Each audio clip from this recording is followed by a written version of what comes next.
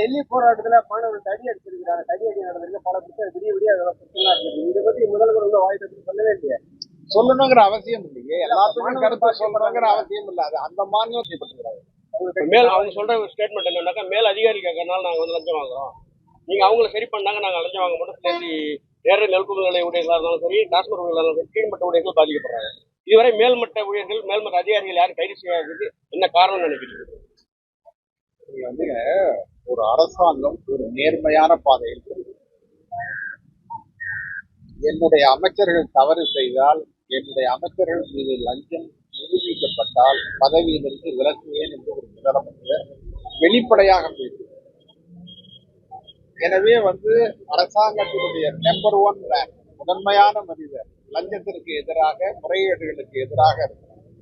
அதை எல்லாரும் பின்பற்றணும். நீங்க சொன்னீங்கல்ல, மேல இருக்கிறவங்க எங்களை காசு கேட்கறதுனால நாங்க வாங்குறோம். கேட்டா நான் வாங்கி தர முடியாதுன்னு சொல்லுங்க. ஏன்னா முதலமைச்சர் அதுதான் சொல்றாரு, யாராவது உங்களிடம் லஞ்சம் கேட்டால் கொடுக்க முடியாது என்று சொல்லுங்க. நான் முதலமைச்சர்கிட்ட சொல்லுவேன்னு சொல்லுங்க.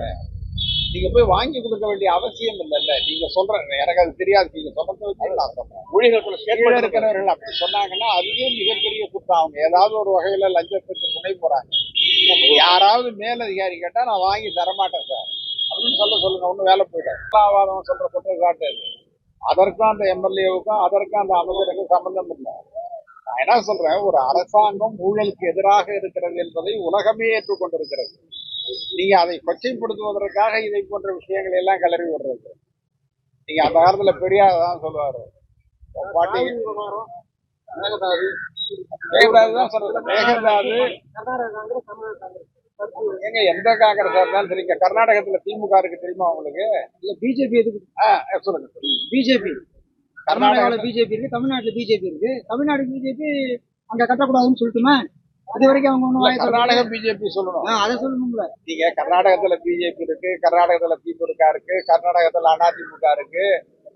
ஆனா நாங்க இந்த ஊரை பொறுத்த வரைக்கும் நாங்க கட்டக்கூடாதுன்னு தான் சொல்றோம். கவர்மெண்ட் காங்கிரஸ் இல்லைன்னா யாரா இருந்தா என்ன, அரசாங்கத்திற்கு அதற்கு சம்பந்தம் இல்லைங்க. நீங்க அது வேறு இது வேறு. நம்முடைய மாநிலத்துல நம்முடைய கருத்துக்காக நாம் சொல்றோம்.